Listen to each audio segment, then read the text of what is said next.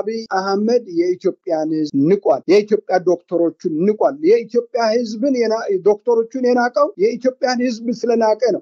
ከግሬ በታች አስገዛለሁ ብሎ ነው። ስለዚህ ፋሽስት ማለት ምን ማለት ነው የሚለውን ማየት ተገቢ ነው። ይሄ እኮ ከአጼ ቦካሳ ጋራ እኩል የሚታይ በዓለም ላይ አሉ ነበሩ ከሚባሉ ዘራፊ መሪዎች ጋራ አብሮ የሚደመር እነዚህ ተርቦ ወገብ ተጠምተው ማደሪያ አተው የተማሩ ሰዎች አቤት ይያሉ አቤታ ይዞ እየቀረቡ እሱ ግን በድሮን ትርኢት የአፍሪካ መሪ ነኝ ብሎ በአፍሪካ ካርታ ላይ ራሱን ስለ የድሮን ትርኢት ለመታየት ራሱን ከፍ ለማድረግ $250,000 በዳላር ደረጃ ከፍሎ በድሮን የራሱን የሚታይና እንደገናም ደግሞ በቅርቡ ስፔስ ላይ ወጥቼ መለሳለሁ ብሎ ሚሊየንስ ዶላር ለመክፈል እየተስማማ ያለ ሰው እኮ ነው። እንደዚህ አይነቱ ነው እኮ ኢትዮጵያ የተሸከመችው። ስለዚህ ጤና ባለሙያዎች አቋማቸው ቀጥ ያለ ከጅምሩ ላይ ለወገኖቻቸው በዚህ አይነት ልክ ነው እንግዲህ ማሰብ የሚገባል። ለወገኖቻቸው በከፊል ጥሙ ህሙማን እንድታከሙ በከፊል ስራ ማቆም አድማ አድርገው ሞከሩ። ማሰርና ማስገደድ ጀመሩ። እቅዳቸው ፕላናቸው ከዚህ የተሻለ እየሞተን እንግዲህ አንኖርም የሚል ውሳኔ ላይ ትግሉን መቀላቀል የግድ ነው። የታክሲ የምናምን ሾፌር የሚባለው ሁሉ በየእንትኑ ላይ ይሄደ በየመንገዱ ላይ የሚገደለው የከባድ መኪና ሾፌሮች ማህበር ምናምን የሚባል አለ። መምህራን ማህበር በኦሮሞ ካድሬ የተያዘ ነው። የጤና ሚኒስቴር እንደምታየው ምክትል ሚኒስቴሩን ሚኒስትሯ ጨምሮ በሙሉ ኦሮሞዎች ናቸው። የሚኒስቴር መስሪያ ቤት በሙሉ በኦሮሞ ነው። ኢትዮጵያ የሚባለው ነገር የታል? ስለዚህ ትግሉን ሁሉ ተቀላቅለው እነዚህን ሰዎች ደግፈው መምህራን ከነዚህ ጋራ መቀላቀል ካልቻለ ነገ የታሪክ ተጠያቂ ነው የሚሆነው። መምህራን የኦህዴድ ብልጽግና ካድሬ መሆን የለበት። መምህራን እንደ እርጎ ዝንብ ባለበት ቦታ ሁሉ እየዘለለ እየገባ የትንሽ ጥቅም ሲያገኝ ወደኋላ እየተሳበ አገሪቱን መበደል የለበትም። በደል ደርሶበታል። በደሉን ታግሎ ከሌላው ወገን ጋራ መቆም አለበት። የሚሰሙት ነገሮች አሳዛኞች ናቸው። ከነዚህ ሐኪሞች ጋር እነዚህ የትም ሄዶኮ ሰርቶ መኖር የሚችሉ ሰዎች ናቸው። የትም ሞያ አላቸው እና ከውጪ ዶክተር ገዝተ የምታመጣው ዶክተር አይኖርም። ሌላ መጥቀስ የሚፈልገው እኔ ሩዋንዳ ላይ ሐኪሞቹን አይቻቸዋል።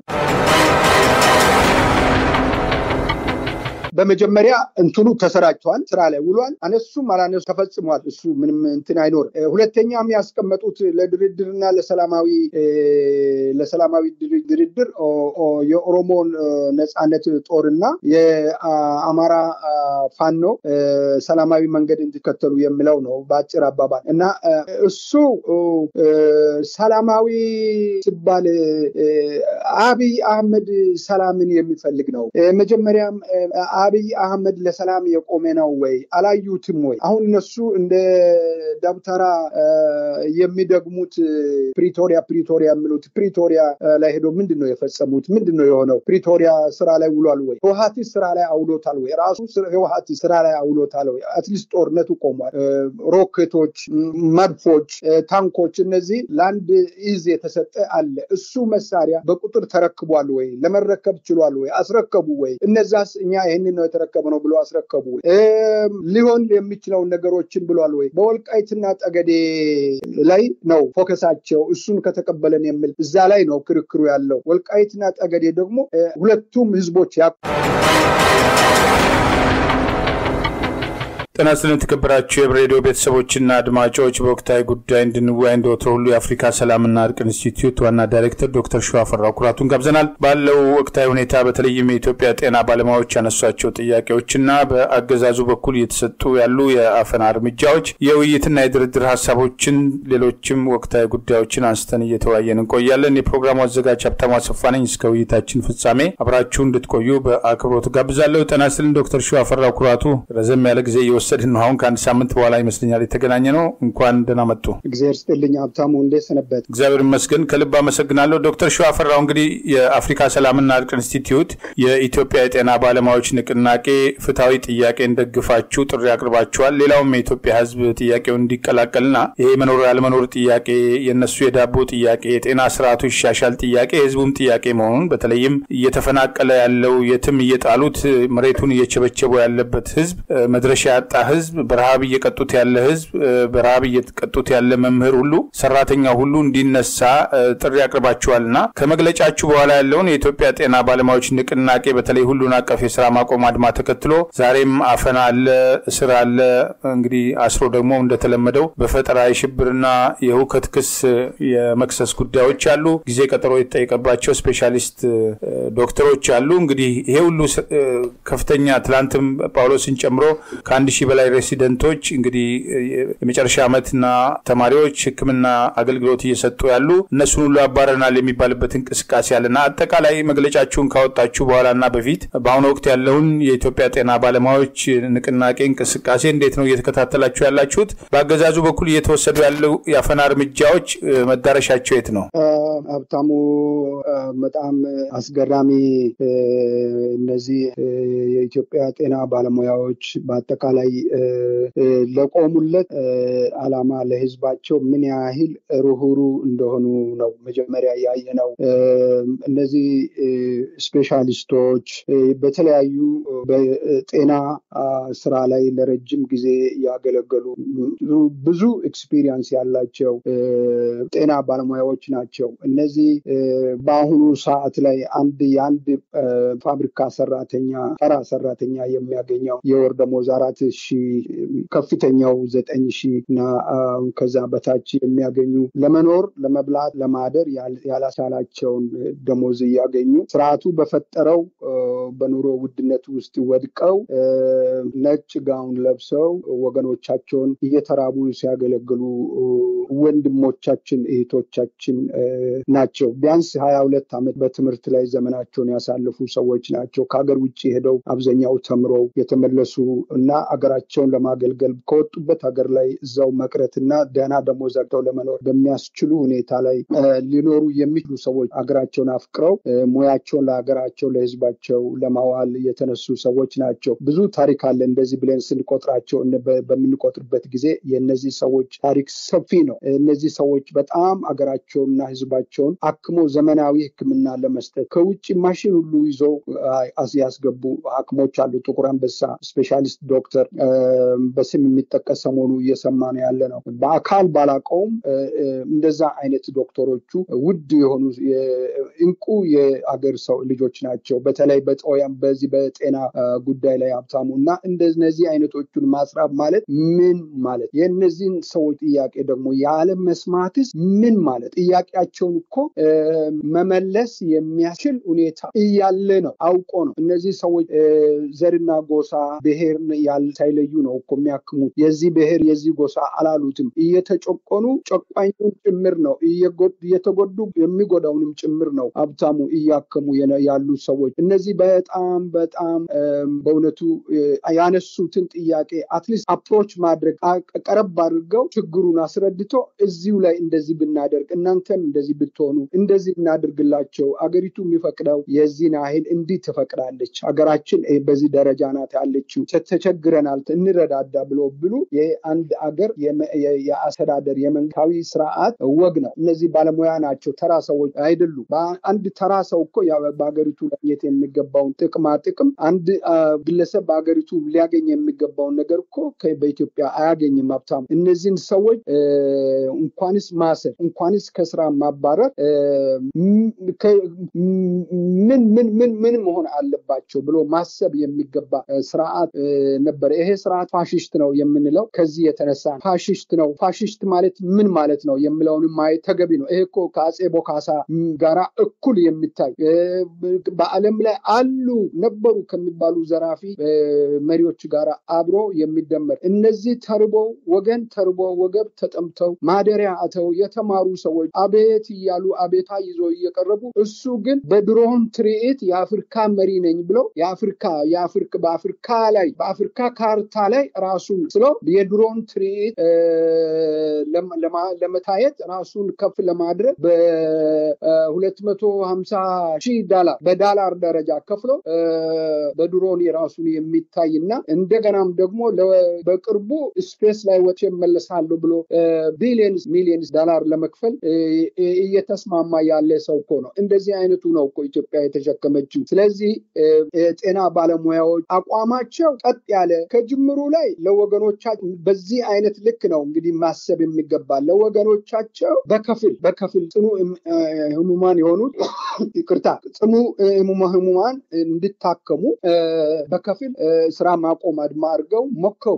ማሰርና ማስገደድ ጀመሩ። እቅዳቸው ፕላናቸው ከዚህ የተሻለ እየሞተን እንግዲህ አንኖርም የሚል ውሳኔ ላይ የመጨረሻው ውሳኔ ላይ ከደረሱ በኋላ ስራ ማቆም አድማ ላይ ገብቷል። ይሄ አሁን የሚሞታው ሐኪም ቤት ሆኖ በተኙበት መድኃኒት አጥተው ሐኪም አጥተው የሚሞቱትም ሰዎች ለስርዓቱ ደንታም የለውም ጉዳዩም አይደል። ከዚህ አኳያ ነው እኛ የምንመለከተው። ከዚህ አኳያ ነው የኢትዮጵያ ህዝብ እንዲህ አይነት አደገኛ ዘራፊ ቡድንን ተሸክሞ እንዲህ አገሪቱን የሚዘርፍ እንዲህ አገሪቱን እያጠፋ እያወደመ ዜጎችን እያጠፋ የተወሰኑ ሰዎች እሱ የብሔር መንግስት ነኝ ብሎ ነው የሚጠብቀው ራሱ። እንደገና ደግሞ በኢትዮጵያ ህዝብ ስም ነው የሚነግደው። ያንን የተሸከመ የኢትዮጵያ ህዝብ እንዲህ አይነቱን ይዞ ተቀምጦ በረሃብና በድንቁርና ውሃና ማብራት አጥቶ በ21ኛው ክፍለ ዘመን ላይ ወደ 18ኛው ክፍለ ዘመን ወደኋላ ተመልሶ መከራ አባቱን የሚያይ ህዝብ ምን አይነት ህዝብ ነው? በዚያን ጊዜ እንኳን በ18ኛው በ17ኛው በ19ኛው ክፍለ ዘመን እኮ ህዝብ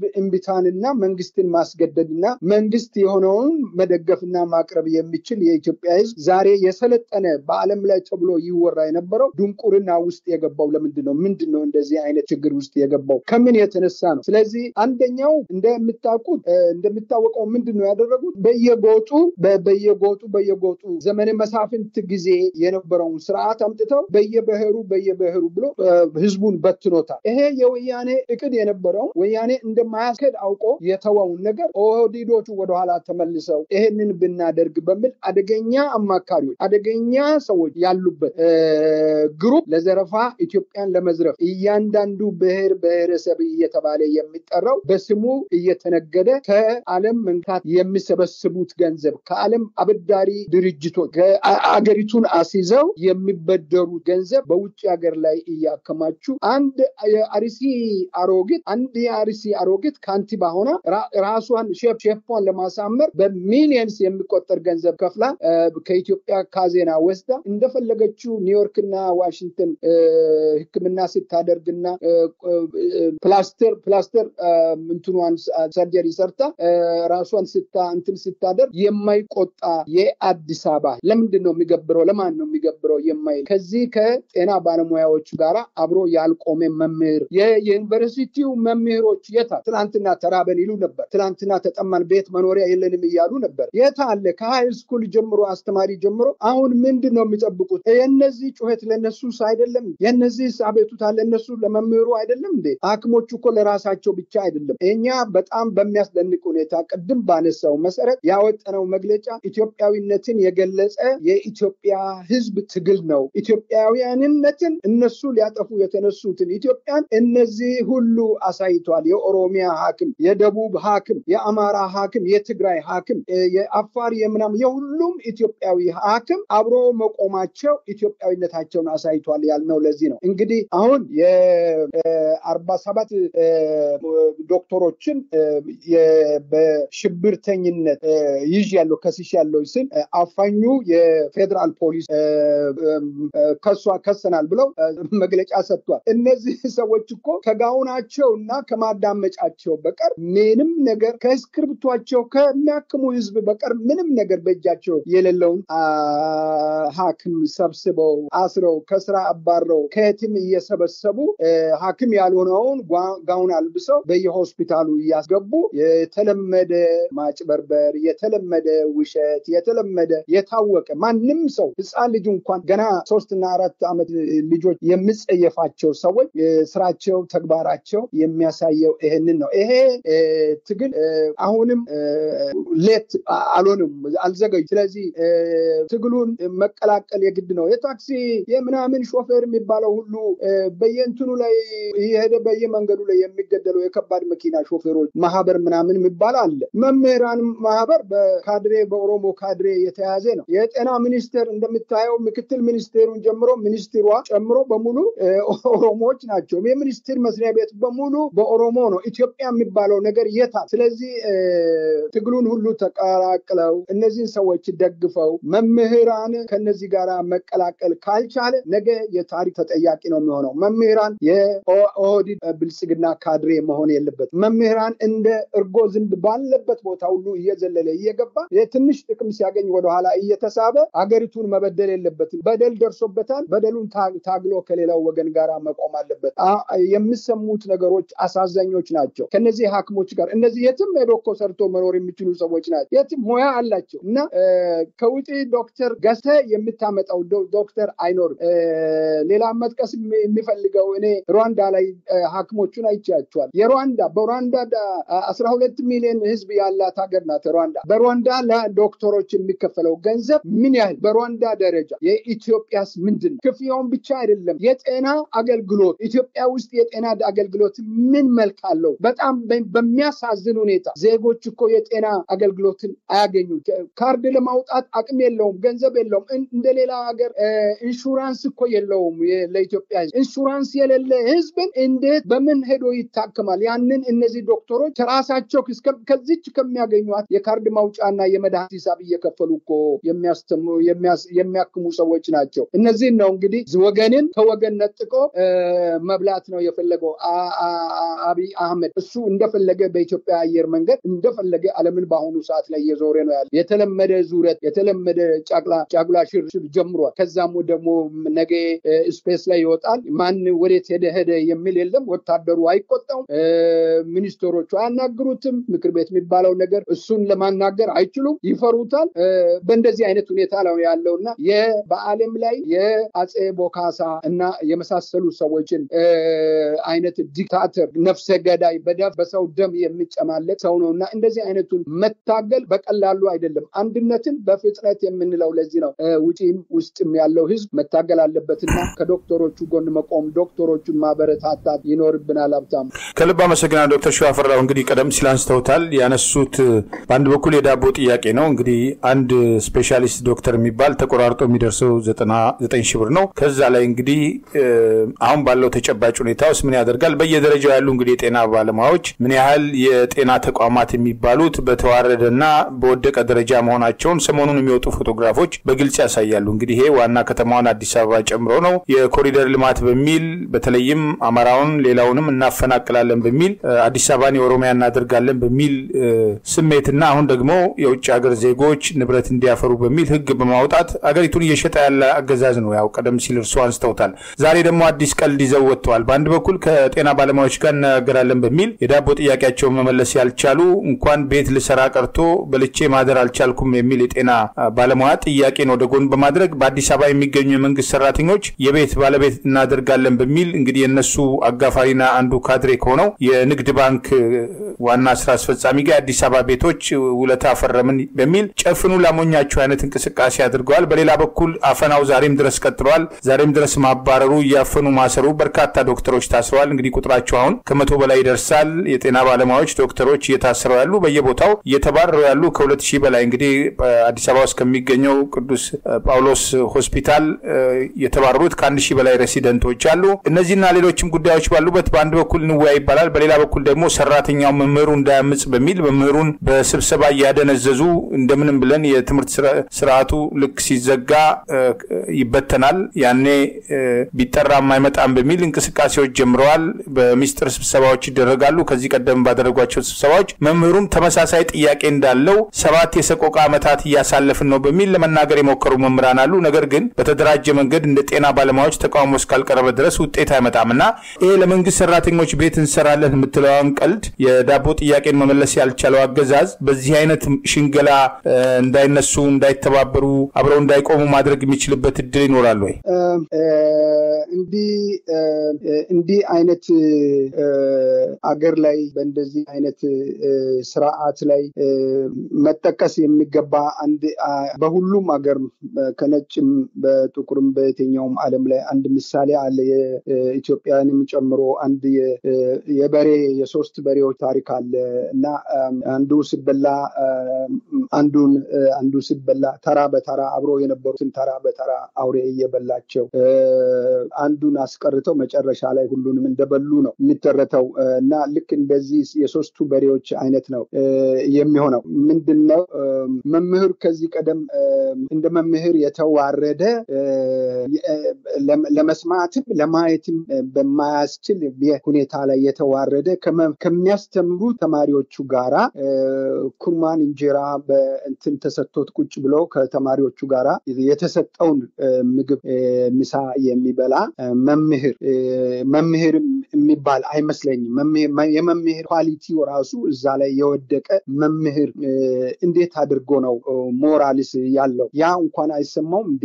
መምህር እኮ ንቁ ነው። መምህር እኮ ተማሪዎቹን ገርተው ሰውን የሚያደርግ አካል ነው። መምህር እኮ ትልቅ ነው። መምህር ስሙ እኮ ክቡር ነው። መምህር እንዴት በመጀመሪያ ያንን ያህል ኩርማን እንጀራ በጎላ በተሰራ ወጥ ተሰብስበው ከተማሪዎቹ ጋር የሚበላ ከዛ የበለጠ ሞት ለመምህሩ ምን አለ? እሱ እንኳን አይሰማቸውም እንደ መምህር አሁን የሚደለለው በምኑ ነው የሚደለለው? መምህር በእውነት ለመናገር መምህር እኮ በምን ይለካል? መምህር እኮ አባት፣ መምህር እኮ አሁን ምን እንዴት የሚሆን ሁሉንም ሞርዶ ሰው ያደረገ አካል ነው። ያ አካል እስከወደቀ በኋላ የሀገሪቱ ውድቀት ከዛ ይጀምራል። መምህርን እንዲህ አይነት ውድቀት በደረሰበት ጊዜ እንደውም እሱ ነበረ ተማሪዎቹን ይዞ መነሳት ያለበት፣ ከተማሪዎቹ ጋር መውጣት ያለበት። እኛ ድሮ የምናውቀው መምህር እንደዚህ ናቸው። ተማሪዎቻቸውን ይዘው የሀገራቸውን ጥያቄ ያነሱ ነበረ። ተማሪዎቻቸውን ይዘው አብሮ ከተማሪው ጋር ይታሰሩ ነበረ፣ ያሸንፉ ነበረ። መምህር ዛሬ እንደዚህ አይነት አለ ወይ? ይሄ ነው አሁን አስቸጋሪ የሆነውና መምህር ዛሬም አብዛኛው ወደ ብልጽግና ካድሬነት ገብቶ የሆነ ጉርሻ እየተሰጠው በብሔር በጎሳ በምናምን ተከፋፍሎ ተፈላልጠው ቦታ መስመሩን ለቋል። መምህር አብዛኛው የዩኒቨርሲቲ መምህራኖች በእንደዚህ አይነት የተጠለፉ ናቸው። ጥያቄ አቅርበዋል። ያቀረቡት ጥያቄ መልስ አላገኘም። ደሞዝ ያጨምራለን ምናምን ብሎ አታሏቸው የተወሰነ ገንዘብ ምናምን የሰጧቸው አፋቸውን ዘግተው ወደኋላ ሸርተት ብሏል። ያም ቢሆን ለጊዜው የኑሮ ውድነት የሸመታ የምናምን ባለው የቤት ክራይ ምናምን ይቀጥላል፣ የሚቆም አይደለም። ምክንያቱም አብይ ከአይኤምኤፍ ጋር የገባው ቃል ኪዳን አለ። ያ ቃል ኪዳን በየጊዜው የኢትዮጵያ ገንዘብ ውድቀቱን እያፋጠነ ነው ያለው። አሁን ወደ 150 $1 ወደ 150 የኢትዮጵያ ብር እየሄደ ነው ያለው። ያ ማለት ገንዘቡ እየወደቀ ሸመታው እየጨመረ ነው የሚሄደው። ከዚህ በኋላ እነሱ ያገኙትም ገንዘብ እስከ 100,000 ደሞዝ በወር ቢከፈልላቸው መኖር የማይችሉበት ደረጃ ላይ እየደረሰ ነው ያለው። እንደ ኬንያ ሽሊንግ እንደ ሶማሊያ ሽሊንግ እየሆነ ነው የሚሄድ። ስለዚህ ምንድነው ኑሮ እኖራለሁ ብሎ መምህር ባያስብ መልካም ነው። በዚህ ጊዜ ከዚህ መምህር ከጤና ባለሙያዎች መምህሩ መሰለፍ አለበት። ከጤና ባለሙያዎቹ ጎን ላይ ቅድም እንዳነሳሁት ሾፌሮቹ መቆም አለባቸው። አብሮ ቆመው ትግሉን የሀገራቸውን ትግል ማፋጠን፣ ህዝባዊ ትግልን ማፋጠን አለባቸው። በነሱ ግብር እኮ ነው፣ ከነሱ በሚቆረጠው ግብር እኮ ነው አብይ አህመድ ስፔስ ላይ ሄዳለሁ እያለ ያለ። ከነሱ በሚወሰደው ገንዘብ እኮ ነው ቅድም ያነሳዋት አዳነች አቤቤ ፕላስተር ሰርጀሪ ተደርጋ ፊቷን ይዋት። አሁን ሰሞኑ ያለው ፊቷን ማየት ይችላል። ምን ሆና ነው? በማን ገንዘብ? ስለዚህ በነጋዴው ገንዘብ ነው፣ በአዲስ አበባ ነጋዴ ገንዘብ ነው፣ በአዲስ አበባ የመንግስት ሰራተኛ ገንዘብ ነው፣ በግብር ከሚሰበሰበው ገንዘብ ነው። በዛ ነው ሚሊዮንስ አምጥታ አፍሳ ደብቃ የምትሄደው። እዚህ ወደ ውጪ የሚሄድ ከውጪ ካሉት ኢትዮጵያውያን የባንክ ገንዘብ ባንክን አዘጋጅተው ገንዘብ መኒ ላውንደሪ እያደረጉ እዚህ እንትን የሚያደርጉ እኮ እነሱ ናቸው። ስለዚህ በእነዚህ በጥቂቶቹ በሚያስፈራሩ በመፍራት ብቻ ወስዶ ስለሚያስሯቸው ስለሚያሰቃዩቸው ብቻ አንገታቸውን ቀብሮ ቀን ይምጣልኝ ጊዜ ይፍታው ይሄ ነገር ብሎ መቀመጥ ዋጋ የለው። ከነዚህ አሁን ራሳቸውን መስዋዕት አድርገው ሞራላቸውን ጠብቀው ክብራቸውን ጠብቀው በዚህ ሁኔታ ላይ አገሪቱ ባለችበት የሀገራችን ሁኔታ አንተ የምትዘርፈው ገንዘብ አለ፣ እየዘረፈን ነው፣ ህዝብን አገሪቱን እየሸጥክ ነው፣ አገሪቱን ሽጠ እየበላህ ነው። ለኛ ደግሞ ደሞዝ የሚያስፈልጋል። የጤና ሙያም የጤና ማስተካከል አለበት። ለጤናም የሚሆን በጀት በትክክል መመደብ አለበት። በትክክል እንደማንኛውም ሀገር ህዝባችን መታከምና የጤና አገልግሎት ማግኘት አለበት ብሎ መቆም ትክክለኛ ሙያዊ ተውኛ ትክክለኛ የሀገራዊ ጥያቄ ነው። እነዚህ ናቸው። ከነዚህ ጋር የማይሰለፍ ከሆነ መምህሩም ሆነ ሾፌሩም ሆነ መንግስት ሰራተኛ የሚባለውም ቢሆን ከመውደቅ ወደኋላ አይልም፣ ከመጥፋት ወደኋላ አይልም። ስለዚህ አገሪቱን የማዳን የሚችሉ ከሆነ ትምህርት ቤት ከመዘጋቱ ተማሪዎቻቸውን ይዘው ተማሪዎቻቸውን አብሮ ቆሞ ከትምህርት ቤት ላይ አስቸኳይ የማንንም ትብብርና ማስተባበርን አያስፈልግ። ምናልባት የማህበራቸው እንዲመራቸው ፈልጎ ከሆነ የማህበሩ የኢትዮጵያ መምህራን ማህበር ፕሬዚዳንቱ ምን አይነት ሰው ነው? የት ሀገር ሰው ነው? ይሄንን ነው ማወቅ ያለብን። በዚህ ጊዜ ባለ ጊዜ የሆነ የዚህ ጊዜ የነ አብይ ተወካይ ነው የተቀመጠው። ይሄ እነሱን መምህሩን ይመራል ብሎ አይጠብቁ። መምህሩ በእነሱ ዙሪያ ላይ ነው ያለው። በዛ በካድሬዎች ተይዞ ያለው የኢትዮጵያ መምህራን ማህበር ኢማማ በአሁኑ ሰዓት ላይ በእነሱ እጅ ነው የወደቀው። ስለዚህ እሱን ትቶ እንደሌለ አድርገው መምህሩ መነሳት፣ በተለይም የአዲስ አበባ ዩኒቨርሲቲ እንደ ዱሯቸው የሌሎቹንም አስተባብረው የሃይስኩል መምህራን በአጠቃላይ በኢትዮጵያ ያሉት መምህራን ደሞዛቸው ብቻ ሳይሆን አገራቸውንም የዚህ የሐኪሞቹ ጥያቄ እኛንም ይመለከተናል ብለው ካልተነሱ ነገ ተረኛ ይሆናሉ። ውድቀቱ በጣም አደገኛ ይሆናል። ትምህርት ውድቀት ከሆነ ወድቋል። ትምህርት ተማሪ እኮ የለንም ኢትዮጵያ ውስጥ። ለወደፊት ሀገሪቱን የሚተካ የለም። ከ12ኛ እንዳልፍ በብርሃኑ ነጋ እኮ ተወስኖ ሁለቱ ብርሃኑ ነጋና አብይ አብሮ ወስነው 12ኛ ተማሪ ወደ ውትድርና እንዲሄድ ወደ ዩኒቨርሲቲ እንዳይሄድ ትምህርት ፖሊሲው ዩኒቨርሲቲውን ከዚህ በኋላ እኮ አንፈልገውም ብለው በግልጽ ተናግሮ ነው የትምህርት ፖሊሲውን የገደሉትና በዚህ እንደውም ይሄ በቂ ነበር። አሁን ማነሳው ይሄ የትምህርት ፖሊሲ ኢትዮጵያ ውስጥ ከፍተኛ ትምህርት እንዳይኖር ያደረጉ ሰዎች ናቸው። ይሄ እኮ በቂ ነው። ወደ ምናልባት ዩኒቨርሲቲዎቹን እየዘጉ ነው ያሉት። ስለዚህ መምህር ነገ ዛሬ ሳይል ከጤና ባለሙያዎቹ ጋር መቆም አለበት። ይሄ ትግል ህዝባዊ ትግል ነው። እንዳያመልጣቸው ጥንቃቄ በተሞላ ሁኔታ ፈጥነው እንዲቀላቀሉ በጥብቅ አሳስባለሁ። ይሄ ካልሆነ በጣም አስቸጋሪ ይሆናል ብዬ አስባለሁ። ሀብታም ከልብ አመሰግናለሁ ዶክተር ሸዋፈራው። እንግዲህ ሌላው ያው ቀደም ሲል ጠቅሰውታል፣ የተለያዩ ማስፈራሪያዎች አሉ። በአንድ በኩል የሙያ ፈቃዳችሁን ነጥቃለን፣ በግል ሆስፒታልም ጭምር አትሰሩም የሚል ነው። በሌላ በኩል እንግዲህ የጤና ባለሙያዎቹ ያቀረቡት ዋናው ጥያቄ ከደሞዝ ጥያቄ ባሻገር የህዝቡ የጤና ሁኔታ እንዲሻሻል ነው። እንግዲህ ሰው ታሞ የሚድንበት ሁኔታ ሳይሆን በየጊዜው በሕክምና ጦት በበቂ የሕክምና መሳሪያ አለመኖር፣ ሌላው ቀርቶ ከተሞችን እያበለጨለጨ ያለው አገዛዝ በባትሪ ቀዶ ጥገና የሚያደርጉ ጀግና ሐኪሞች ባሉበት ሀገር በእነሱ ላይ የመሳለቅ ነገር፣ ዘመቻ የመክፈት ነገር፣ ከግማሽ በላይ የሚሆኑት እንደነ ዮናታን አይነት ፓስተር ብሎ ለራሱ የለጠፈ ኃይል የኢትዮጵያን ህዝብ በአደባባይ እንዲያዋርድ ከአብይ አህመድ ጋር ተጣብቆ የሚያደርጋቸው እንቅስቃሴዎች፣ ከግማሽ በላይ የሚሆኑት ወረቀት የላቸውም ብለው አብይና ጓደኞቹ እንግዲህ ሐሰተኛ የትምህርት ማስረጃ በመሰብሰብ መቼም የሚያክላቸው የለም። ቀደም ሲል የነበሩትን ባለስልጣናት ብዙዎቹ በዛው የሚሄዱ ናቸው። ዛሬም ውስጣቸው ቢፈተሽ እንግዲህ ሁለተኛ ደረጃ ያልጨረሰ አብይ አህመድ ኮሌጅ ገባ ተባለ። ኮሌጅ ገብቶም ደግሞ ገባውበት የሚለው አመትና ከዛ በኋላ ዩኒቨርሲቲ ገባ የተባለበት አመት የሚጣጣም አይደለም። በመጨረሻም የሰው ጽሁፍ ዘርፎ አቅርቦ ዶክተር የተባለበት ሁኔታ የማይመጥነውና የማይገባው መሆኑ በግልጽ የተነገረበት ነው። ይሄ ካድሬ ስልጣን በተቆጣጠረበት ሁኔታ ውስጥ አሁን የጤና ባለሙያዎች ጋር ውይይት እናደርጋለን በሚል ጤና ሚኒስቴር በአንድ በኩል ፈቃድ ሰርዛል ይላል፣ በሌላ በኩል ተወያይቼ ውጤት አመጣለሁ ይላልና ከዚህ ስርዓት ጋር ተወያይቶ ውጤት ማምጣት የሚቻል እድል አለበት ወይ? በህዝቡ ጤና ላይ በዚህ ደረጃ እየፈረደ ስርዓቱ እንግዲህ ለአንድ ወር ቅድሚያ ሰጥተዋል። ቀደም ሲል እንዳሉት ቅድመ ስራ ማቆም አድማም ለማሳየት ሞክረዋል። ትብብራቸውን፣ አንድነታቸውን ከፊል ስራ ማቆም አድማም ብለው ደግሞ የድንገተኛ አገልግሎቶች ላይ አገልግሎት እየሰጡ በተወሰነ ደረጃ የስራ ማቆም አድማ አድርገዋል። አሁን የተሟላ ስራ ማቆም አድማ እንግዲህ ከግንቦት 10 ጀምሮ የጀመሩበት ሂደት አለና በእነዚህ ሂደቶች ሁሉ ጥያቄያቸውን አላዳምጥም በማለት በጉልበት በጠመንጃ ኃይል ህዝቡ ቢሞትም ይሙት ብሎ የፈረደ አገዛዝ ህዝቡ በዚህ ደረጃ የኢትዮጵያ ጤና ባለሙያዎችን ተረድቶ ከጎናቸው ቆመዋል ወይ? ለራሱም ጥያቄው የዳቦ ጥያቄ ሁሉም ጥያቄ ነው፣ ህዝቡን ጨምሮ በረሃብ እየፈጀው ያለ ህዝብ ነው። ይሄን ተከትሎ የሚገባውን ያህል ድጋፍ አግኝተዋል ወይ? ፖሊስን ጨምሮ ያቀረቧቸው ማስፈራሪያዎችና ጫናዎች እንዴት ነው እየተከታተላችሁ ያላችሁት?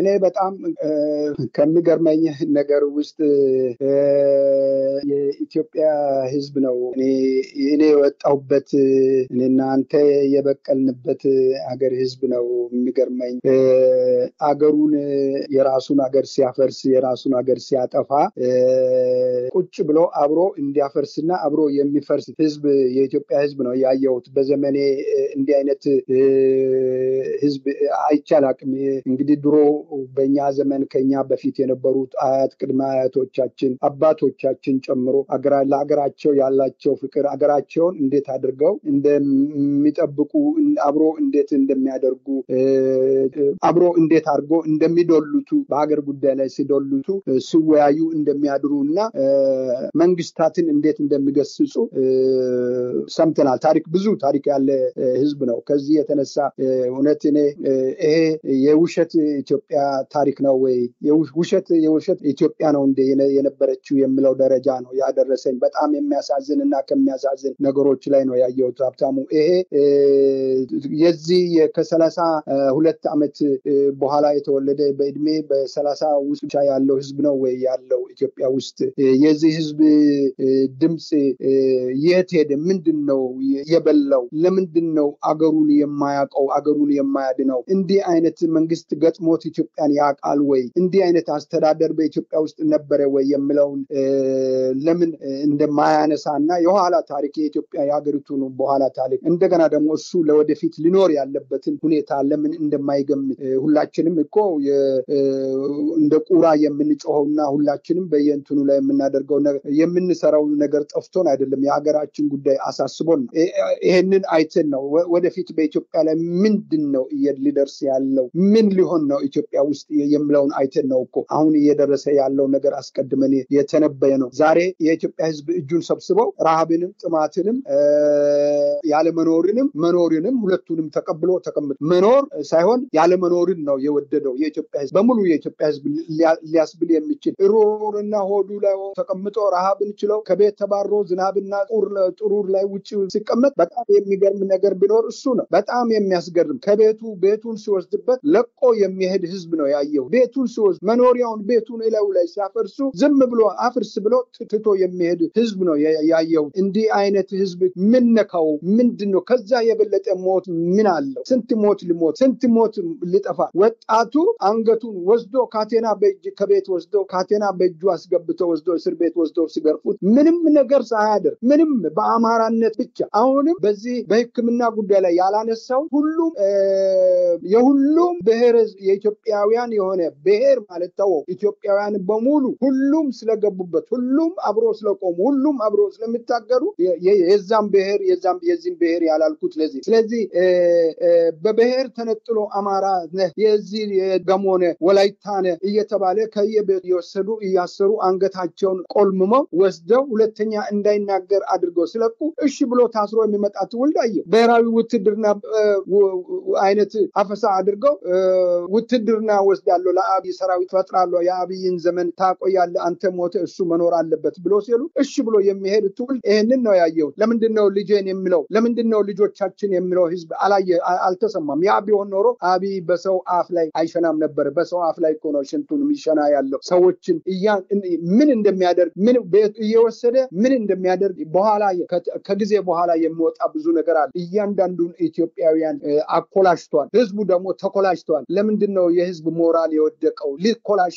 ያለበት ምክንያት ምንድነው ከዚህ የተነሳ ነው እንደፈለገ የሚሆነው ማንንም አይነካኝም ብሎ ነው እንደፈለገ አብይ አህመድ የሚሆነው በጣም ዓለም ጉድ እስኪል ድረስ ስለዚህ የጤና ባለሙያዎች ቢያንስ የተማሩ ሰዎች ናቸው እነሱ ናቸው አገራቸውን ወደው የተቀመጡት እንጂ ወደ ሌላ ሀገር ሩዋንዳ ቢሄድ እጃቸውን ስሞ ወስደው ጥሩ ደሞዝ ከፍሎ መኖሪያ ቤት ሰጥተው ተከብሮ መኪና ተሰጥቷቸው የሚሄዱ ሊኖሩ የሚችሉ ባለሙያዎች አሉ አሁን ከታሰሩት ሌላው የላቦራቶሪ ቴክኒሽያኖች በተለያየ ሙያ ላይ የሚያገለግሉ ደሞዛቸው ምን ያህል ነው ኑሯቸው ምን ያህል ነው አኗኗራቸው እንዴት ነው እንደሌላ ሀገር ነው የሚኖሩ ስለዚህ አብይ አህመድ የኢትዮጵያን ህዝብ ንቋል የኢትዮጵያ ዶክተሮችን ንቋል የኢትዮጵያ ህዝብን ዶክተሮችን የናቀው የኢትዮጵያን ህዝብ ስለናቀ ነው ከግሬ በታች አስገዛለሁ ብሎ ነው ስለዚህ አብይ አህመድ ጋራ ውይይትና ድርድር በፍጹም የማይሆን ነገር ነው መታለን ነው አብይ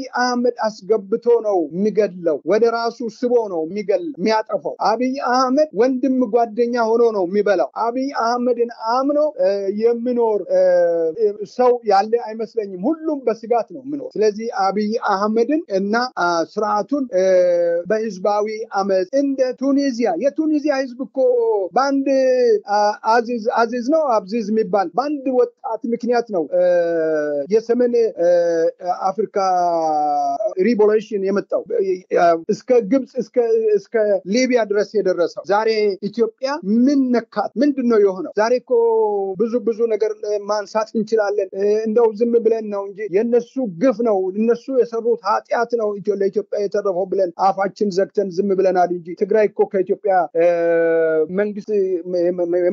ከመንግስት አስተዳደርነት ከወጣች እኮ ስንት አመቷ ነው? 7 አመቷ እኮ ነው። ትግራይ የለችም። የትግራይ ተወካይ እንደው በዚህ በውሸት በዚህ በማጭበርበር ፓርላማ ውስጥ የሌለ አንድ የለ። አንድ እነጌታቸውን አሁን ያመጡት እኮ ጌታቸውን እኮ የሳበው ደብረ ጽዮንን ለመምታት እነሱን ለማጥፋት እነሱ የሰሩት ስራ እነሱ በኢትዮጵያ ላይ ያደረጉት በደል ዛሬ ሰው ሳይሆን የሰማይ አምላክ እግዚአብሔር ፈርዶ መከራቸው ነው ያለው። ለወደፊትም ታያል። ለወደፊትም ኢትዮጵያን ለማፍረስ ነው የተነሱት። እግዚአብሔር ደግሞ ያፈርሳል። የእግዚአብሔር ስራ ታላቅ ነው። የእግዚአብሔር አደራረግ ታላቅ ነው። እግዚአብሔር ነው እንዲህ ያደረገ ያለው። አብይ ላይም እግዚአብሔር ማት ያመጣል። ነገር ግን ይሄ ሊሆን የሚችለው የኢትዮጵያ ህዝብ በእውነት በአንድ ላይ መቆም ሲችል ነው። በእነዚህ በወንድሞቻችን ሐኪሞች ጎን ላይ መቆም ሲችሉ ብቻ ይሄንን ማድረጉ ሲችሉ ብቻ እኛ በተለያየ ሁኔታ የኢትዮጵያ ምሁራን በተለያየ ለሀገራችን እኮ መገለባበት የሚችል ፖቴንሻል ያለን ህዝቦች አለን። ውጭ ሀገራችን እንደ እስራኤል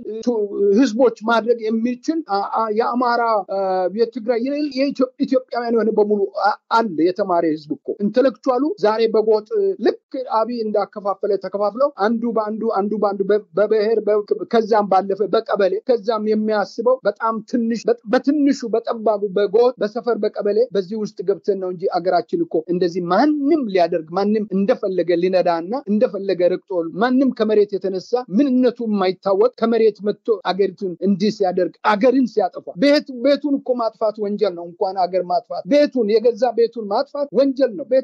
የገዛ ቤተሰቡን መበደል እኮ ወንጀል ነው በወንጀል ህግ ላይ ስታየው። ይሄ እኮ አገርን እያጠፋ ያለው ወንጀለኛን እንዴት አድርገህ ተሸክመ መንግስት ነው ብለህ ትኖራለህ? እንዴት ነው በብልጭልጭ ማብራት በብልጭልጭ እያብለጨለጨ በማብራት በጣም ከሚገርም ነገር ማብራት ሰው እንጀራ እየጋገረ ማብራት ይጠፋል፣ ለሳምንት ይጠፋል። በስንት መከራ የገዙ ጤፍና ሊጣቸው ተደፍቶ ይቀራል። እንደገና በረሃብ ውስጥ ይወድቃል። እንዲህ የሆነ ያለ ውሃ መታጠብ ቀርቶ ለመጠጣት ውሃ በዚህ በማጠራቀሚያ የሌለው ሰው አከተምለት። በሳምንት አንድ ጊዜ ይመጣል። በባልዲ ቀርተ ውሃ በዚህ በሁለት ባልዲ አጠራቅመ አትችልም። በሳምንት እንዴት አድርገህ ሳምንት ውሃ ትጠጣለህ፣ ትለብሳለህ፣ ምግብ ታበስላለህ? በእንደዚህ አይነት ቅጣት ውስጥ እየተቀጣ ያለው ህዝብ ምንድነው እየጠበቀ ያለ? ማንን ነው የሚጠብቀው? የተኛው ማንም እንዲሞትለት ነው የሚጠብቀው? ለምንድነው ህዝባዊ ንቅናቄ የማይነሳው? ለምንድነው የፖለቲካ ድርጅቶች የሚባሉት በጣም ከሚገርመው ነገር ሰሞኑን ከመሳይ መኮንን ጋር የኢህአፓ ምናምን የሚባለው ሰው ስናገር ሰምቻለሁ። እኛ የተመዘገብነው በሰላም ለመታገል ነው፣ ለሰላማዊ ነው ይላል። እንደዚህ አይነት ፖለቲካ ድርጅት አለ ሀብታሙ። በጣም የሚገርም ገረመኝ ስሰማ፣ በጣም ተገረም። ህዝብን መምራት የማይችል ህዝብን ማነቃነቅ በክፉ ጊዜ ህዝብን ይዘ የማትወጣ ከሆነ የትኛው ምርጫ ነው የምትፈልገው? ማንን ነው በምርጫ የምትለው? ምን አይነት ነው? ኢህአፓ እዚህ አባሎች ያረጁት አባሎቻቸው አሉ እዚህ ሀገር ላይ ሞልቷል። በአፍሪካ አውሮፓም አሜሪካን ውስጥ የሚገርም ነገር እነሱ ይናገሩ እነሱ ይመስክሩ እና እንደዚህ ለምርጫ እየተዘጋጀን ምርጫ መንገዱን እንዲከፍቱልን እያመለከተን ነው ምናምን የሚል እንደዚህ ነው። እንደዚህ የወረቀት መግለጫ ህዝባዊ ድርጅት ይመስል ህዝባዊ ድርጅት ስልጣን ያልፈለገ በአገር ላይ የሚደርሰው እንደነ ሰብአዊ መብት ተከራካሪ ድርጅት ልክ እንደኛ እንደ አምነስቲ ኢንተርናሽናል አይነቶቹ በህዝብ ላይ የሚደርሰው ነገር በመግለጫ ለህዝብ ያሳውቃል እንጂ የፖለቲካ ድርጅቶች በመግለጫ አይደለም። ህዝብን ማነቃነቅ ነው፣ ህዝብን ማስታጠቅ ነው፣ ህዝብን መምራት ነው። ከፊት ወጥተው ህዝብን የህዝባዊ ትግልን መርተው ትግሉን ማሸነፍ ነው። ያ ነው የፖለቲካ ድርጅት የሚባለውና ምርጫ መጠበቅ ነው። በምርጫ ነው እንደማናሸንፍ እናውቃለን። ሰውዋት ምርጫ ማሸነፍ የማይችል መሆኑን እያወቀ ማንን ነው የሚመራው? ስለዚህ የኢትዮጵያ ህዝብ ሺህ ጊዜ ለምንድን ነው የሚሞኘው? ለምንድን ነው የሚታለለው? ምንድን ነው እሱ? የኢትዮጵያ መለዮ ለባሽን ለምንድን ነው እውነቱ ሀገሪቱን ለመለዮ ለባሽ የማያስረዳው የመለዮ ለባሽ በዚህ በጥቅም የሚገዛ ሴተኛ አዳሪ ይመስል በጥቅም ተገዝተው ሀገሪቱን ጀነራል ነኝ ብሎ የሀገሪቱ ማዕረግ ተሸክሞ የገዛ ወገኑን ለመግደል እቅድ አውጥቶ መሳሪያ ጭኖ የሚሄደው መለዮ ለባሹ በምን መልክ ነው ፖለቲካ ድርጅቶቹ የሚመሩት? የምን ፖለቲካ ፕሮግራም አላቸው? ምንድነው? የምርጫ ህግ የትኛው በሰለጠነ ሀገር ላይ የትኛው ዴሞክራሲ ባለበት ሀገር ላይ ነው የምርጫ ስርዓት ብሎ የሚጠብቁት? በጣም በዚህ ላይ ሌሎችም ወገኖች እንዲናገሩ ፈልጋለሁ። የኢትዮጵያ ፖለቲካ ድርጅት የሚባል ነገር የለም። ጡረታ ከአብይ አህመድ የሚሰጠው የጡረታ ገንዘብ እየጠበቁ ምርጫ ለማድመቅ ነው እና እንደዚህ አይነቶቹ ናቸው ያሉት። ህዝቡን ማን ይምራል ለምለው ህዝቡ ከችግሩ በራሱ ጊዜ ፈንድተው በራሱ ጊዜ እንደ ጤና ባለሙያዎች በራሳቸው ጊዜ ተነጋግረው ነው የተነሱት። ልክ እንደዚህ ነው መሆን ያለበት። አሁን እነሱ ይመሩታል፣ ህዝቡ ከነሱ ጎን መቆም አለበት። ከልብ አመሰግናለሁ ዶክተር ሸዋፈራው። እንግዲህ ሌላው ትላንት በኢትዮጵያ የአሜሪካ አምባሳደር ኤርቪን ማሲንጋ ያቀረቡት ጥሪ ያለ በአንድ በኩል በራሱ ህዝብ ላይ የሚፈጽመውን የድሮን ጥቃት በአፋጣኝ እንዲያቆም ብለው ነበር። በኋላ የተወሰነ መሻሻል ተደርጎበታል። ዞሮ ግን የአሜሪካ አስተዳደር በግልጽ እንግዲህ አቋሙን ይፋ አድርጓል። አብይ አህመድ ንጹሃንን እየጨፈጨፈ ሊቀጥል የሚችልበት እድል እንደሌለ በትጥቅ ትግል ላይ ያሉ ፋኖን ጨምሮ እንግዲህ ወደ ሰላም ድርድር እንዲመጡ የሚል ጥሪ ቀርበዋል። የአማራ ፋኖ ብሔራዊ ኃይል አፋጣኝ ምላሽ ሰጥቷል በመግለጫ። እነዚህና ሌሎችም ተጨባጭ ጉዳዮች እንግዲህ ስርዓቱ እየወደቀ እየፈረሰ ከጊዜ ጊዜ የተመናመነ እንደሚሄድ ምንም ብዙ ማስረጃዎች አሉ። በአንድም ሆነ በሌላ መንገድ የተቃውሞውን ጎራም ሆነ በሌላ መንገድ የሚንቀሳቀሱ ግለሰቦች ያው ተቃዋሚዎቹ መግለጫ ከማውጣት ያለፈ ሚና እንደሌላቸው የኢትዮጵያ ህዝብ የሚያውቅ ይመስለኛል። እነሱም ያውቃሉ። ከምርጫ ቦርድ የሚሰጣቸውን ድጎማ የሚጠብቁት ተቃዋሚዎች የአብይ አህመድ አራዋጭ ናቸው። እሱ ብቻውን ሮጦ እንዲያሸንፍ አለን ሌሎችም ተቃዋሚዎች ተወዳድረናል ለማለት የሚያደርጉት እንቅስቃሴ ነውና ከሱ በላይ ህዝቡ የራሱን መሪዎች የራሱን ሁኔታ እየመረጠ እንግዲህ ቀደም ሲል አንስተውታል። መሐመድ በዋዚዝ የዩኒቨርሲቲ ተማሪ የነበረ ነው። ጎዳና ላይ አትክልት ይሸጥ የነበረ የቱኒዚያ ፖሊሶች እሱንም እድል ነፍገውት አላሰራ ስላሉት ራሱ ላይ ቤንዚል አርከፍክፎ በህዝቡ ላይ የደረሰ ያለውን መከራ በማሳየት የወሰደው እርምጃ በአጠቃላይ ህዝቡን አስቆጥቶ ጥያቄያችን ነው ብሎ እንግዲህ ቱኒዚያ ውስጥ ለአመታት የነበረው አገዛዝ ጠቅላይ ሚኒስትሩ አገልጥሎ እንዲፈረጥጥ የሆነበት ሂደት አለ። ያው ሽግግሮቹ የአረቡን አብዮት ተከትሎ ተሳኩ በዛ ውስጥ ሚና የነበራቸው ግለሰቦች እንጂ አብዮቱ በሰላማዊ መንገድ ምን ደረጃ እንደደረሰና እንዳመጣ የሚታወቅ ነው። ነገር ግን ከዛ ባለፈ እንግዲህ ከዚህ ቀደም በገደም ዳሜም በአንድም ሆነ በሌላ መንገድ ዝምታ ሲመርጥ የነበረው የአሜሪካ አስተዳደር ባለፈውም በርግጥ አምባሳደር ኤርቪን ማሲንጋ የመራዊንም ጭፍጨፋ አውግዘው ምርመራ እንዲደረግ ብለዋል። ነገር ግን ከዛ ያለፈ እርምጃ አልታየም። የትላንቱን መግለጫ እንዴት አዩት? በፋኖ በኩልም በተለይ ቅድመ ሁኔታዎች ተቀምጠዋል። በአንድ በኩል እነዚህ ጨፍጫፊዎች ለፍርድ እንዲቀርቡ፣ ሰራዊቱ ከዛ አካባቢ እንዲወጣ የተለያዩ ቅድመ ሁኔታዎች ተነስተዋልና የአምባሳደሩን መግለጫና በፋኖ በኩል በተደራጀና በተጠና መንገድ የተሰጠውን ምላሽ እንዴት ነው ያዩት? ቆንጆ ጥሩ ጥያቄ ነው ያነሳው ሀብታሙ። በእኔ በኩል እያብላላሁት ያለሁት ነገር ነው ያነሳው። ከዛ በፊት ወደ ዓለም አቀፍ በኢትዮጵያ ውስጥ የሚኖሩት አምባሳደሮች፣ ዲፕሎማቶች በዓለም አቀፍ ደረጃ በኢትዮጵያ ላይ እየተደረገ ያለው የኢትዮጵያውያን እና የኢትዮጵያን ችግር በቅርበት ያውቃሉ፣ ይረዳሉ። እንደ ተልዕኳቸው ዲፕሎማሲ ቋንቋ ለሀገራቸው መንግስት ያስታውቃሉ። የማያውቁት ነገር የለም። እጅግ ያስገረመኝና ብዙ ጊዜ ለማለት የሚፈልገው ነገር አለ። እሱ ምንድነው? ኢትዮጵያ በመንግስትነት ደረጃ ፕሮቶኮሉን ከጠበቀው በመንግስትነት ደረጃ የአንድ ሀገር ዲፕሎማት ወይም አምባሳደር ወይም ከውጭ ሀገር መንግስታት ተወካይ ወደ አንድ ሀገር በሚሄድበት ጊዜ በቀጥታ ግንኙነት የሚያደርገው ከሀገሪቱ ውጭ ጉዳይ ሚኒስቴር ወይም ከሀገሪቱ መንግስት ጋር ነው በቀጥታ ግንኙነት የሚያደርገው እንጂ በእያንዳንዱ ክፍለ ሀገር ያለው የመንግስት ተወካይ ጋር ሄዶ ውይይትም ንግግርም የሚያደርግበት ምክንያት ያለ አልመሰለኝም። ፕሮቶኮሉ በፕሮቶኮል ደረጃ በምንመለከትበት ጊዜ ይህንን ዓለም አቀፍ የዲፕሎማሲን ያጠኑ ሰዎች በደንብ አድርጎ ሊያስረግጡ ይችላሉ። እኔ በደንብ ነው የማውቀው። ስለዚህ ነው ማነሳውና ምንድነው እነ ማሲንጋ የነ ፈረንሳይ የነ ጀርመን አምባሳደሮች በአምባሳደር ደረጃ ተደጋግሞ በተደጋጋሚ ትግራይ ሄዶ የትግራይ ህወሓትን ሲያናግሩ ሰማለሁ አያለሁ። ይሄ በመጀመሪያ ትልቅ ስህተት ነው። ትልቅ ጥፋት እያጠፉ ነው በሀገሪቱ ላይ ያለው። ለምንድነው ህወሓትንና የህወሓት መሪዎችን ሄዶ የሚያናግሩት? መንግስትን መጠየቅ ይችላሉ። በመንግስት ደረጃ ያሉትን በትግራይ ውስጥ የሚደረገውን በደል ካዩ መንግስትን ለምንድነው እንደዚህ የሚደረገው ብለው ጥያቄ በጽሁፍም በአካልም ስብሰባ አድርገው ማናገር ይችላል። ሪፖርት መቀበል ይችላል። ህወሓትን በቀጥታ ደብዳቤ ከኢንተርናሽናል ኮሚኒቲ ጋራ ግንኙነት በደብዳቤ ያደርጋል። እነ ደብረጽዮን በቀጥታ እየተጻጻፉ ከአፍሪካ ዩኒየን ጀምሮ የተለያየ አሜሪካን መንግስት፣ አውሮፓ ሁሉ ደብዳቤ ይጽፋሉ። ይሄ የዲፕሎማሲ ክራይሲስ ነው። የአንድ ሀገር ክራይሲስ፣ የመንግስት ክራይሲስ በመጀመሪያ የሚጀምረው ከዚህ ነው። የውጭ ሀገር ክራይሲስ ነው የሚባለው። ይሄ ትልቅ ክራይሲስ በኢትዮጵያ ላይ ምንድነው የሚባለው በአማርኛ?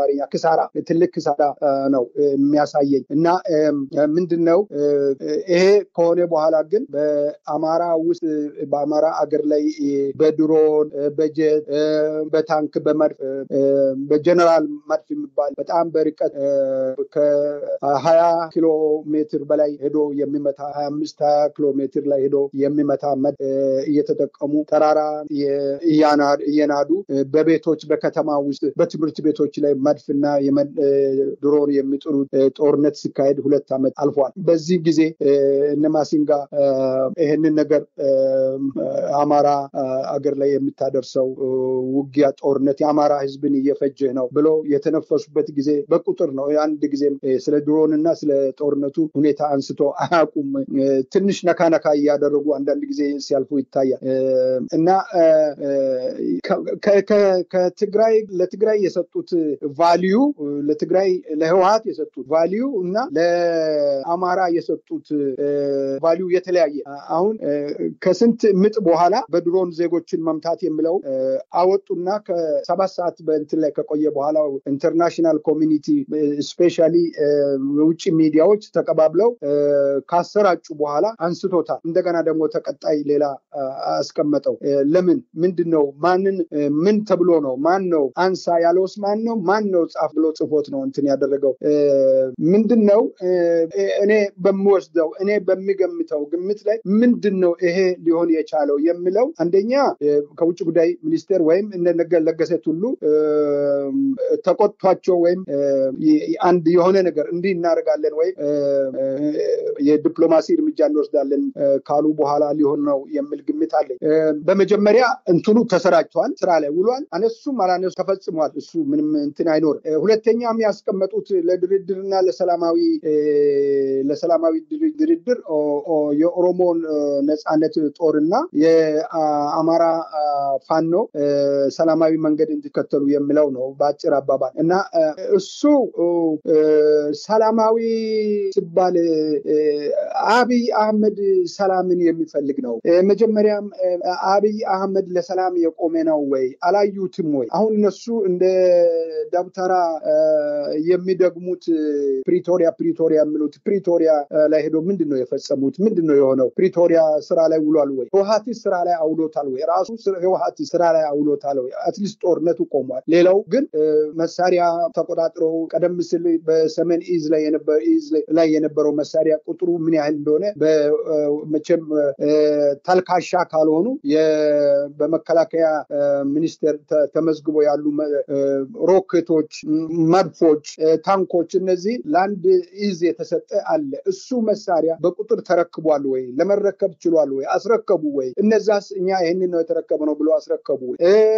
ሊሆን የሚችለው ነገሮችን ብሏል ወይ? በወልቃይትና ጠገዴ ላይ ነው ፎከሳቸው። እሱን ከተቀበለን የሚል እዛ ላይ ነው ክርክሩ ያለው። ወልቃይትና ጠገዴ ደግሞ ሁለቱም ህዝቦች ሁለቱም ትግራይም ያውቃል፣ አማራም ያውቃል። ይሄ በብዙ እንትን ላይ ተቀምጦ በንግግር በማስረጃ ተደግፎ ከስንት መሬት ከተፈጠረበት ጊዜ ጀምሮ እንዴት እንደነበረ ተነጋግረው የሚፈቱት ነገር ነው። እሱን አሁን እኔ በዚህ ንግግር ላይ ለማንሳት አልፈልግም። ትኩረታቸው እዛ ላይ መሆኑን ለማንሳት ፈልጌ። ነገር ግን አሁን የአማራውን ሰላም ወደ ሰላም የአማራ ፋኖ ወደ ሰላም ሊመጣ የሚል አቅርቧል። የኦሮሞ በጀመረው መሰረት እንድትቀጥልና እሱን ለማድረግ እንቅስቃሴ እንዳለ መጥቷል። ነገር ግን ይሄንን ማሲንጋ ከራሱ ነው ወይ የራሱ ሐሳብ ነው የኤምባሲ ሐሳብ ነው የውጭ ጉዳይ ሚኒስትር የአሜሪካን የውጭ ጉዳይ ሚኒስትር የአሜሪካን አቋም ነው ወይ እኔ የሚመስለኝ አዎ የአሜሪካን አቋም ነው ይሄ አካሄድ ነገር ግን ፋኖ የሰጠውን መልስ ሰምቻለሁ ፈጣን ምላሽ ቀደም ሲል እንደተዘጋጀ ሆኖ የሰጡት መልስ አርጌ ነው የወሰድኩት እንደው በአጭር ጊዜ እንደዛ አይነት አገላለጽና መልስ መስጠት ቀላል ነገር አይደለም ነገር ግን እዚህ ጋር ማንሳት የሚፈልገው ነገር በጣም ጥንቃቄ የሚያስፈልጉ ነገሮች ፋኖቹም ጋር ይኖራል የሙያ ሰዎችን በእድሜ የበሰሉትን የኢትዮጵያ ምሁራንን ማማከር የኢትዮጵያን ታሪክ የሚያውቁትን እንዲህ ልናደርግ ነው እንዲህ ነው እንዴት ነው የምትመክረኝ የሚለው ምክር መቀበል አለባቸው ምክንያቱም የሀገር ጉዳይ ነው እንዲህ ቢሆን እንዲህ ነው የሚሆነው እንዲህ ቢሆን እንዲህ ነው የሚሆነው የሚለው አይደለም አሁን የነጠብነው ነጥብ በኋላ ላይ እንዳይበላሽ ጥንቃቄ ቢያደርጉ የተሻለ ነው አካሄዳቸው ጥሩ ነው መልስ አሰጣጥ ላይ ምንም እንትን የለኝም ግን አጠቃላይ የአብይን ስርዓት የማፍረስ አብይን ወደ ከአማራ መንግስት ነኝ የሚለውን ሰዎች ጋር ከነሱ ጋር የሚሆን ንግግር መሆን የለበትም ንግግሩ ከፌደራል መንግስት ነኝ ከሚለው ጋር መሆን ያለበት ማፍረስ ያለበት ፌደራል መንግስት ነው ፌደራል መንግስት ጭንቅላትን ነው ማፍረስ ያለባቸው እንጂ ስሩን አይደለም ጎኑን አይደለም ያ ለጊዜው እንትን አድቫንቴጅ ሊሆን ይችላል ግን የበኋላ ግር እንዳይመጣ ምክንያቱም ኦላ ወይም ኦፒዲዮ እቅድ አለው ፕላን አለው ፕላኑ ምንድነው ኩሽትክ የሚለው ይዞ ነው በግራ እጅ የሚዞረውና እሱን ወጥመድ እሱን መስበር መቻል አለበት እሱ ነው መሰበር ያለበት ኢትዮጵያን የማፍረስ ተግባር እንዳይከናወን ጥንቃቄ በተሞላ ሁኔታ መካሄድ አለበት መመከር አለበት ባለሙያን መጠየቅ አለባቸው ማረም የሚገባ ነገር ካለ ማረም መታረም ማስተካከል እየፈጠኑ ወደፊት መሄድ ተገቢ ነው ብዬ አስባለሁ መልሳቸው ድንቅ ነው አደረጃጀት የሚያስፈልገው ለእንደዚህ አይነት ጊዜ ነው ይሄ ደግሞ አሁን የአማራ ብሔራዊ ኃይል ከተፈጠረ በኋላ በግልጽ ወጥተው እኔ ነኝ የሚለው መልስ ለመስጠት መዘጋጀቱ አንድነት ኃይል ነው ስንል የነበር ነው ይሄ ነው ይሄ ተገቢ ነው ጥሩ መልስ ነው ግን መሰረቱ ላይ እንዳይበላሽ ጥንቃቄ ይሄ አማራጭ አጥተው ቅድም የምናነሳቸው አንገቱን ደፍቶ ባሪያ ሆኖ ለአብይ አሽከር ሆኖ የሚኖረው ምሁራን አንዳንዱ ጥርስ ስለገጠሙለት አማራን ጭምር የሚክዱ እንዳይሆን ይሄንን በዚህ አይነት ብናደርግ ሀብታሙ የተሻለ ነው ይሄንን እንዳይረሱ ለማለት ፈልጌ ነው በእኔ በኩል ታንኪዩ ከልብ አመሰግናለሁ ዶክተር ሸዋፈራው ኩራቱ እንደወትሮ ሁሉ ወደፊትም በሌሎች ወቅታዊ ጉዳዮች እንወያያለን ለሰጡን ማብራሪያ እግዚአብሔር ይስጥልን መልካም ጊዜ ሁሉ እግዚአብሔር ይስጥልኝ ሀብታሙ አሜን ክቡራን የህብር ሬዲዮ ቤተሰቦችና አድማጮች ስታደምጡ ለቆያችሁ ምስጋናችን ድረሳችሁ የህብር ሬዲዮ ኦፊሻል ዩቲዩብ ቻናላችንን ሰብስክራይብ አላደረጋችሁ ሰብስክራይብ በማድረግ በተጨማሪ የደውል ምልክቱን በመጫን የህብር ሬዲዮ ቤተሰብ እንድትቀላቀሉ በአክብሮት እንጋብዛለን እንደወትሮ ሁሉ የህብር ሬዲዮ ቤተሰቦች ፕሮግራሞቻችንን ላይክ በማድረግ ሼር በማድረግ አስተያየቶቻችሁን በመስጠት አብሮነታችሁን እንድትገልጹ በአክብሮት እንጠይቃለን በድጋሚ እናመሰግናለን ጤና ይስጥልን ቸር እንቆይ